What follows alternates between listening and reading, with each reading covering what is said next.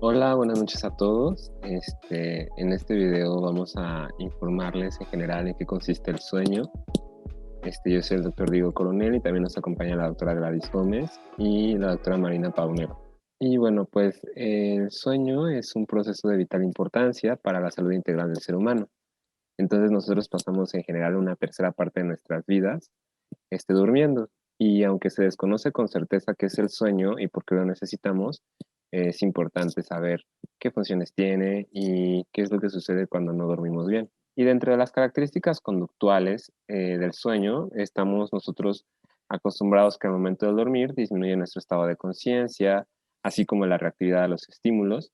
Tiene una periodicidad circadiana, es decir, de forma diaria dormimos alrededor de 7 a 8 horas, y durante el sueño los individuos adquieren una postura estereotipada. Bueno, el sueño o la privación del sueño induce distintas alteraciones conductuales y fisiológicas, además de que genera una deuda acumulativa del sueño que eventualmente va a tener que recuperarse. ¿Pero por qué dormimos? Bueno, el sueño se relaciona con el establecimiento, la conservación de la energía, así como la eliminación de radicales libres acumulados durante el día. Se encarga también de la regulación y restauración de la actividad eléctrica cortical, a la regulación térmica, a la regulación metabólica y endocrina, a la homeostasis sináptica a nivel neuronal, a conservar una adecuada activación inmunológica y a la consolidación de la memoria. Bueno, y hablando de en cuanto al mecanismo de acción o la génesis de los estados del sueño, se preguntarán cómo es que el cuerpo sabe cuándo debe dormir y cuándo no. Y para esto, digamos, el organismo se funciona de manera total, no nada más es que seamos solo un cerebro o solo el corazón, es todo un sistema. Y principalmente quisiera hablarles sobre la regulación del sueño, que es más importante, principalmente a nivel cerebral, que tiene que ver con esta hormona que se llama melatonina, ¿ok? Digamos, la melatonina nos va a ayudar a poder regular el ciclo, ¿de acuerdo? La melatonina se le llama, que es un reloj maestro biológico. Curiosamente está localizado en la región cerebral en un área que se llama el núcleo supraquiasmático del hipotálamo. Es un grupo en donde hay más de 20,000 neuronas y es ahí principalmente donde empieza la síntesis de la melatonina y justo esta hormona lo que hace es, con ayuda de factores externos e internos, a decirnos cuándo tenemos que dormir y cuándo no. La melatonina, ¿cómo es que la obtenemos? ¿La sintetizamos así de golpe a nivel del organismo? No. De hecho, para su síntesis se necesita la ingesta de un aminoácido llamado triptófano. Inclusive también aminoácido es necesario para producir otro tipo de neurotransmisores como la serotonina. ¿Ok? Entonces, para que se pueda hacer esta síntesis de esta hormona, aquí es muy importante la luz solar. Entonces, la luz solar nos va a ayudar como regulador de esta hormona y va a inhibirla. ¿Por qué? Si está en exceso, como vemos en la imagen, esto genera varias reacciones con ciertas neuronas y varios circuitos neuronales para que nuestro cuerpo se prepare a dormir. Si nosotros vemos la luz, el cerebro desactiva esta melatonina que nos ayuda a dormir y entonces nos mantiene reactivos. Entonces, como verán, parece que el sueño tiene diferentes fases y esto depende de cuándo tenemos que estar alerta y cuándo no. En realidad se tienen esta clasificación actual del sueño, se tienen varias fases, ¿de acuerdo? Se divide como tal el sueño en la fase REM y fase no REM, es decir, fase de movimientos oculares rápidos o que no hay movimientos oculares rápidos. En la fase no REM podemos encontrar que son 4 fases y voy a explicarles cuáles son las características de cada una de ellas. ¿Okay? Cuando una persona está en fase 1, es importante mencionar que esta fase dura muy poquito, corresponde con el grado más ligero de sueño, digamos, nos sentimos un poquito somnolientos. La actividad fisiológica va disminuyendo, empezando con una caída gradual de constantes vitales y del metabolismo. Aquí ya el organismo sube la hormona de melatonina y da indicaciones para que el cuerpo ya se prepare a dormir. Las personas en este estado sí llegan a despertarse fácilmente con estímulos sensoriales como el ruido. Cuando se despierta, la persona cree haber estado o soñando despierto, es esta fase particular. La fase 2 tiene una duración aproximadamente de 10 a 20 minutos. Aquí ya es un periodo de sueño más profundo y hay una relajación corporal progresiva. Las funciones corporales continúan enlenteciéndose, no es que se detengan. Como necesitamos este estado de sueño, muchos órganos necesitan estar, digamos, en reposo, incluyendo también el sistema gastrointestinal. Y aquí también la persona se puede despertar con relativa facilidad. Ya en la fase 3 dura más o menos de 15 a 30 minutos e implica las etapas iniciales ya del sueño profundo. Los músculos están completamente relajados, las constantes vitales descienden, aunque permanecen regulares. Y es difícil despertar a la persona y raramente se mueve. Ya en la fase 4 y última de la fase no REM, dura aproximadamente de 15 a 30 minutos. Esta es la etapa del sueño más profundo y si hay falta de sueño, esta etapa ocupará la mayor parte de la noche. Las constantes vitales en esta fase están significativamente más bajas que durante las horas de vigilia. Puede aparecer aquí algunos trastornos del sueño que posteriormente hablaremos, por ejemplo, ¿no? El sonambulismo o enuresis. Y aquí sí es muy difícil despertar a la persona. Ya entrado el sueño REM, las características son que empieza más o menos alrededor de 90 minutos después de haberse uno quedado dormido. La duración aumenta con cada ciclo y tiene una media de 20 minutos. Puede tener lugar aquí sueños vívidos, en las otras etapas se da menos estos sueños vívidos, y se caracteriza esta etapa con el movimiento rápido de los ojos. La frecuencia cardíaca y respiratoria son fluctuantes y el aumento y la fluctuación de la presión arterial y el incremento de secreciones gástricas.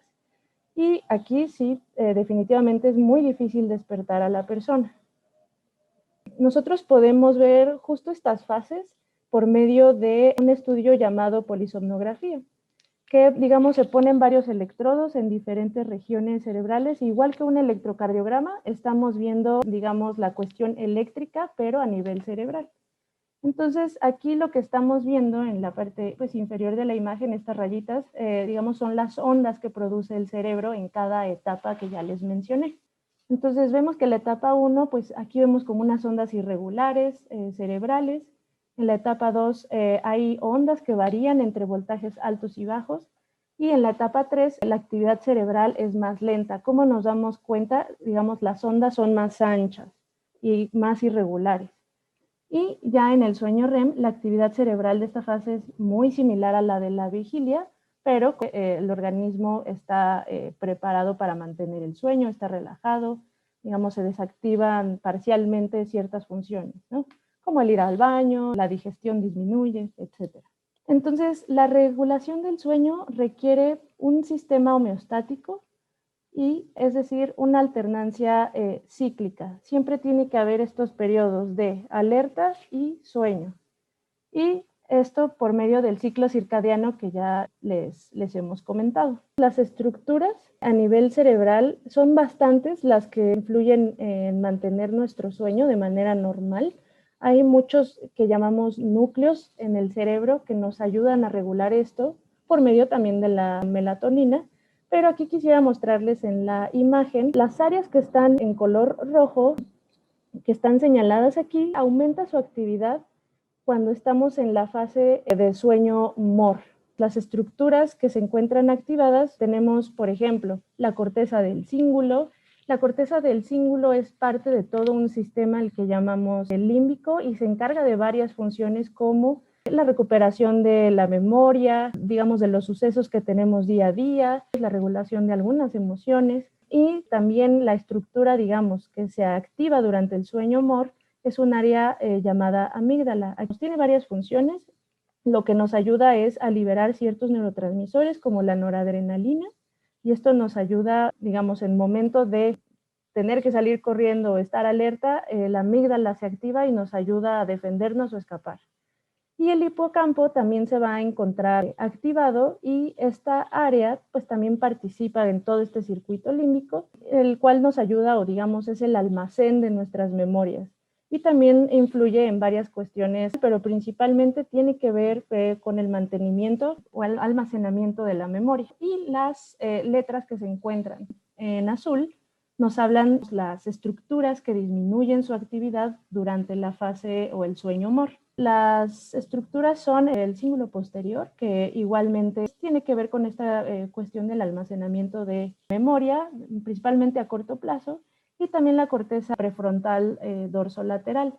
¿Por qué disminuirá su actividad durante esta fase? Justo porque esta área de la corteza prefrontal dorsolateral nos ayuda durante el día a tomar ciertas decisiones, a mantenernos alertas. Por ejemplo, al estar manejando, nos pone alerta de, digamos, estar pensando como tengo que ver al carro de aquí, tengo que checar como mi espacio o estas áreas visoespaciales para no chocar.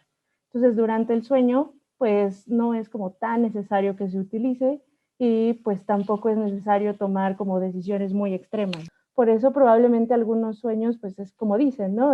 Que podemos hacer pues, cosas increíbles o de repente están muy bizarros los sueños, justo pues porque no entra el raciocinio aquí, digamos, está dormido en esta etapa del sueño. ¿Y qué pasa entonces cuando todo esto que ya les hemos comentado se altera? Pues aparecen lo que conocemos como trastornos de sueño. Los trastornos de sueño son problemas relacionados pues precisamente con el dormir.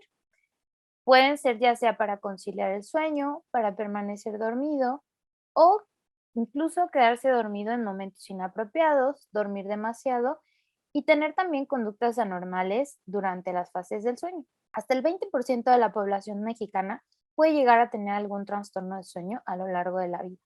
¿Cuáles son los principales trastornos del sueño? Bueno, pues los que vemos de manera más común en el área clínica son el insomnio, que todos conocemos como la falta del sueño, las hipersomnias, que por el contrario es el exceso de sueño, las parasomnias, que son manifestaciones inusuales durante las fases del sueño, y los trastornos del ritmo circadiano. Esto quiere decir que se altera el reloj biológico. Según la clasificación internacional de los trastornos de sueño, tenemos estos grupos, ¿no? Los que tienen que ver con insomnio, que es disminución de la cantidad o calidad del sueño, los trastornos respiratorios, que aquí entran las apneas, las hipersomnias, que pueden ser centrales, los trastornos del ritmo sueño-vigilia, que tiene que ver con esto del reloj, las parasomnias, que como comentábamos son fenómenos inusuales a la hora de dormir, y los trastornos que tienen que ver con movimientos anormales durante el sueño.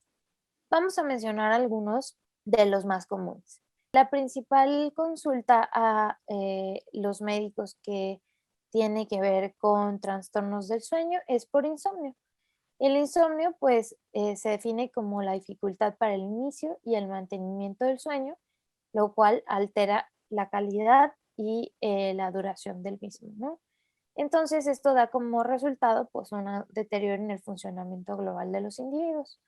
Como vemos en este esquema, las mujeres son más propensas a desarrollar insomnio y esto se va aumentando con cada década de la vida. Hablando ya de números, pues la prevalencia del insomnio en las mujeres es superior al 50%. Hablamos que entre hombres y mujeres, pues 18.2 de las mujeres contra 12.4 en los hombres reportaron problemas de insomnio.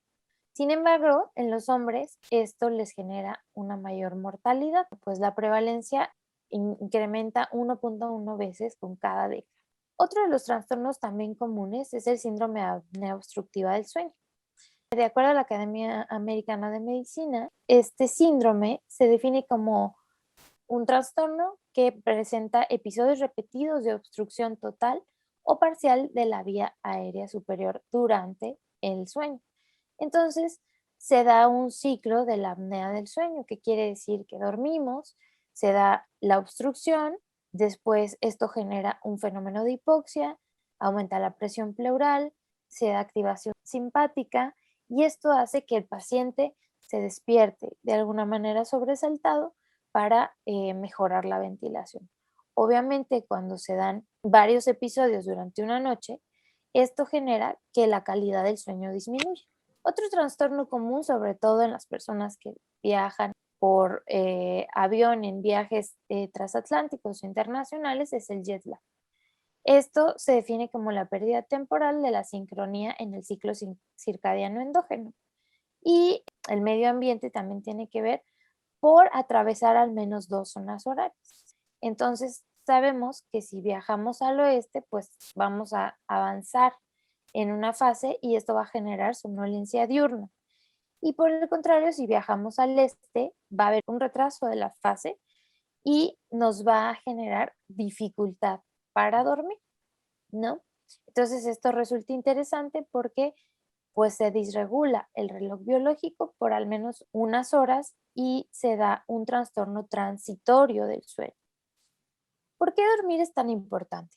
Bueno, pues decimos que cuando tenemos trastornos de sueño, hay áreas cognitivas y físicas afectadas, como por ejemplo, pues es difícil mantener la atención, hay incluso errores por omisión, hay enlentecimiento cognitivo, nos cuesta trabajo hacer, llevar a cabo ciertos procesos cognitivos, aumentan nuestros tiempos de reacción, hay alteraciones en la memoria, se afecta también la adquisición de tareas cognitivas como el aprendizaje, nos cuesta más trabajo aprendernos ciertas cosas o rememorarlas. Se toman pues decisiones más arriesgadas porque se ve afectado el juicio. También puede haber alteraciones en el ánimo, se presenta irritabilidad, enojo o en casos más extremos incluso hasta agresividad. Bueno, pues el desempeño inicial de las tareas es bueno al inicio, pero después, cuando estos problemas de sueño se cronifican, ya puede verse afectadas las tareas a largo plazo. Y hablando sobre cómo prevenir tener alguno de estos trastornos, aunque sea transitorio o no, ya vimos que es muy importante el dormir. Entonces, digamos, se tiene como medidas de higiene del sueño que son básicas para poder tener un sueño reparador, ¿de acuerdo? Digamos, los 10 mandamientos de la higiene del sueño para adultos creados por la World Sleep Society dicen lo siguiente: establecer un horario regular para irse a dormir y despertarse. Esto es muy común, que digamos no nos alcance el día y tengamos que hacer trabajos, tareas en la noche. La realidad es que terminamos durmiendo en la madrugada y al día siguiente estamos muy cansados.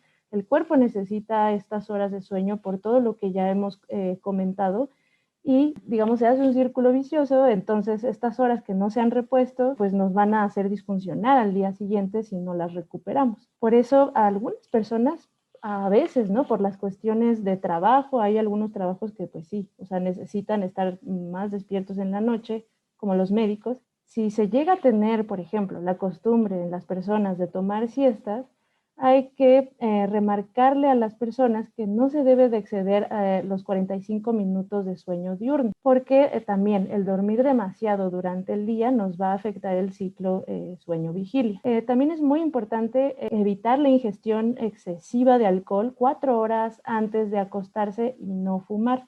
Se tiene este mito sobre el cigarro que relaja.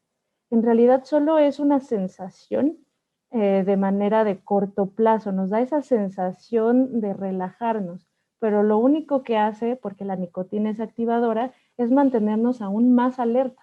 Las áreas que les mencioné, por ejemplo, la amígdala, está activada gracias a la nicotina, entonces va a ser aún más difícil que la persona pueda dormir. También el alcohol sí es un supresor, pero como sabemos esta sustancia, pues podemos llegar a necesitar más dosis para tener esta, digamos, falsa relajación que nos provoca y nos hace dormir bien, generando un trastorno de consumo de sustancias por alcohol. También es importante mencionar en cuanto a sustancias, evitar tomar café o cafeína a 6 horas antes de acostarse. Esto no solo incluye el café, hay muchos refrescos que tienen cafeína y también pues algunos tés contienen cafeína y pues también otras sustancias como el chocolate. También evitar cenar pesado, los alimentos pesados, picantes o azucarados 4 horas antes de acostarse. También es muy importante hacer ejercicio regularmente, pero no justo antes de acostarse. Algunas personas también dicen, ¿no?, que les relaja el hacer ejercicio, pero lo único que estamos haciendo es darle a entender nuevamente al cerebro que tenemos que seguir activos. Entonces, sí hacer ejercicio, pero en las mañanas o mañana tarde no más. Y usar ropa cómoda de cama y acogedora. Entonces hay que checar esos factores. Y hay que bloquear todo tipo de ruido que distraiga y que se elimine la mayor cantidad de luz posible, justo por lo que les mencioné. ver la tele para arrullarnos, para ir a dormir, eso también influye en nuestros niveles de melatonina y puede generar trastornos del sueño, puede generar insomnio. O también ver el celular antes de dormir puede generarnos trastornos del sueño, más que arrullarnos. Y hay que reservar cama para dormir y para tener actividad sexual, y evitando el uso para trabajo o recreación en general. Y bueno, dentro de algunas de las recomendaciones que podemos tener para favorecer el sueño y también poder tener un buen patrón de sueño, se encuentra el tiempo de restricción de tiempo en cama, que esta medida generalmente se aplica para poder utilizar la cama solo para dormir, y también para, en caso de que se presente el insomnio, no pasar más de 15 minutos acostado en la cama y levantarse a realizar alguna actividad. Y lo que ha demostrado mayor evidencia, aparte del tratamiento farmacológico, es la psicoterapia cognitivo-conductual para el manejo del insomnio, que consiste en una serie de estrategias que permiten al individuo trabajar con aquellas creencias cognitivas erróneas relacionadas con el sueño y los malos hábitos del sueño. Otra de las recomendaciones es hacer mindfulness o meditación guiada para la conciliación del sueño. La exposición luminosa durante el día para poder elevar los niveles de vitamina D y poder permitir el adecuado ciclo vigilia. Y en caso de persistir, es recomendable buscar también una valoración por medio de aquel especialista formado en medicina del sueño. Bueno, espero que esta información haya sido relevante para ustedes, que ayude a concientizar a la población de los trastornos del sueño que se presentan en general, y que se pueda recibir de forma oportuna y preventiva un tratamiento efectivo para cada condición en específico. Hasta luego.